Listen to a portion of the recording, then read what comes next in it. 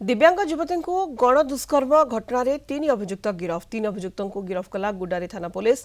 रायगड़ा जिला गुडारी थाना चिंतालुगुड़ा गाँव में गतकाली जड़े दिव्यांग युवती को गण दुष्कर्म नहीं परिवार थाना रे अभियोग करथिले।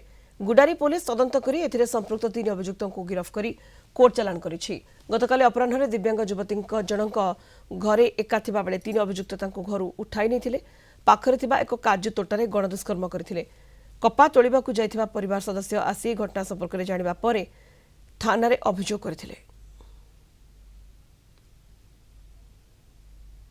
मोर पिला हाफ माइंड लोक मुई काट बुझ बांधिकी देली घर को चाली जा बोली काट बुझ बांधिकी घर को चाली आयला बेले मोर पिला को एमती 3टा पिला नहीं करी हैरान कर देले उठे की नहीं हैरान कर देले हम थाना को देले लेखा पढ़ा करे।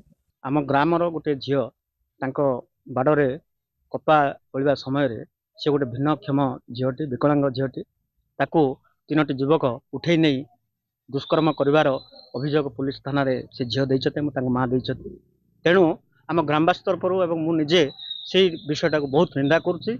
मु पुलिस बाबू को एवं प्रशासन को अनुरोध करुच्ची से पीड़िता को जमी उचित न्याय मिलू एवं से 3टी युवकों को नियम अनुଯାयी दंड दि जाऊ।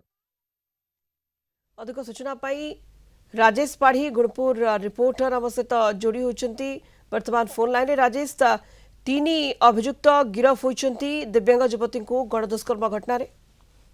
हाँ देखो गत दिन तले एक भावनीय घटना गुणपुर अंचल घटी जाइए जहाँकि गुडारी थाना अंचल झीटी एक मानसिक भिन्नक्षम झीटी कपा तोली निज घर फेरिया बेले पाख गाँव 3टी युवक से आसी जोर जबरदस्त से टेकी नहीं गण दुष्कर्म करते से अभियोग कर थाना रे अभियोग को भित्ति करी गुडारी थानाधिकारी छानभिन करथिले एवं 3टी अभियुक्तों को नहीं पचरा उचरा करने आज पद्मपुर कोर्ट चालान कर। सुनीता धन्यवाद।